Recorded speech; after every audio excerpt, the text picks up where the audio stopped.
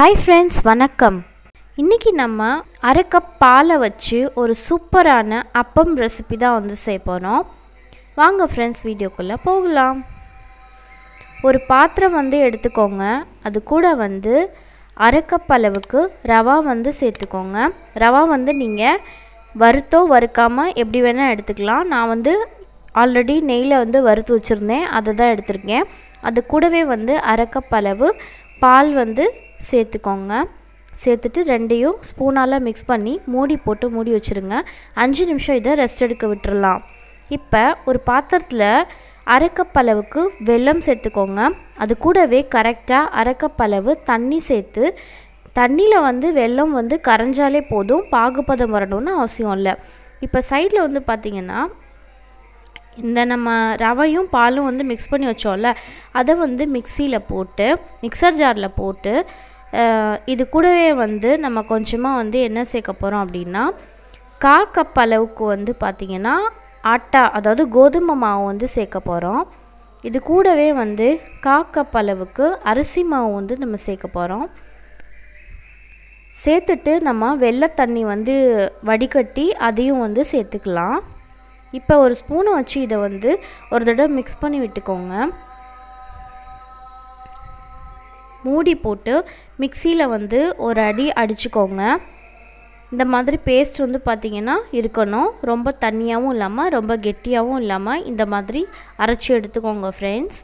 இப்போ இதை ஒரு பாத்திரத்தில் வந்து நம்ம எடுத்துக்கலாம்.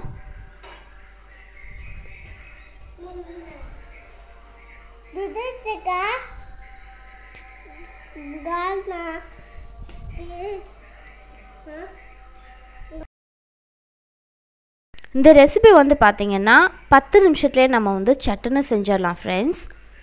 இப்போ வந்து நம்ம ஒரு பெரிய கடாய் எடுத்துக்கலாம். அதில் வந்து கொஞ்சம் எண்ணெய் ஊற்றி எண்ணெய் வந்து நல்லா சூடாக்கிக்கோங்க.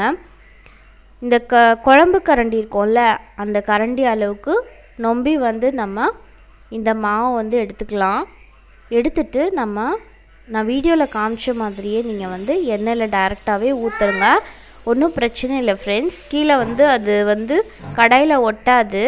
ஒரு 2 நிமிஷத்தில் வந்து பார்த்திங்கன்னா தானாகவே வந்து அது மேலே வந்துடும். பாருங்கள் ஃப்ரெண்ட்ஸ், அப்பம் எந்த அளவுக்கு பொங்கி வருதுன்னு சொல்லி பாருங்கள். சூப்பராக இருக்கும் ஃப்ரெண்ட்ஸ். இது சாப்பிட்றதுக்குமே வந்து பார்த்திங்கன்னா ரொம்ப டேஸ்ட்டாக இருக்கும். ஸ்நாக்ஸ் ரெசிபியாக வந்து நம்ம சின்ன பசங்க ஸ்கூல்லேருந்து வந்தோடனே இந்த ஸ்நாக்ஸ் வந்து நீங்கள் செஞ்சு கொடுக்கலாம். நான் அடுத்ததையும் வந்து அப்பம் இதே மாதிரி ஊற்றி காமிச்சிருக்கேன் பாருங்கள். எந்த அளவுக்கு உப்பி பொங்கி வந்திருக்குன்னா பஞ்சு மாதிரி ரொம்ப சாஃப்டாக இருக்கும் ஃப்ரெண்ட்ஸ்.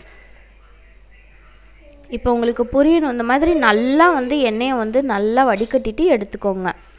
பாருங்கள், நான் வீடியோவில் காமிச்ச மாதிரியே ஒரு கரண்டி அளவுக்கு நீங்கள் மாவு வந்து ஊற்றிக்கோங்க. பாருங்கள் எந்த அளவுக்கு சூப்பராக உப்பி வருதுன்னு பாருங்கள். சூப்பராக வந்து அப்பம் வந்து உப்பி வரும் ஃப்ரெண்ட்ஸ். இப்படி திருப்பி விட்டுட்டிங்கன்னா 2 பக்கமுமே வந்து நல்லா வந்து அப்பம் உப்பி வந்துடும். ரெடி ஆகிடுச்சு ஃப்ரெண்ட்ஸ். அவ்வளோதான், சூப்பரான அப்பம் ரெசிபி ரெடி ஆகிடுச்சு.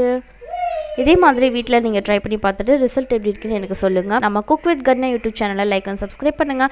பக்கத்துலேயே ஒரு பெல் ஐக்கான் இருக்கும், அதை வந்து ப்ரெஸ் பண்ணிடுங்க ஃப்ரெண்ட்ஸ். அப்போ தான் என்னோட எல்லா வீடியோஸோட நோட்டிஃபிகேஷனும் உங்களுக்கு வரும். நான் வந்து இந்த அப்பத்தை வந்து பிரித்து காட்டுறேன் பாருங்கள் எப்படி இருக்குன்னு.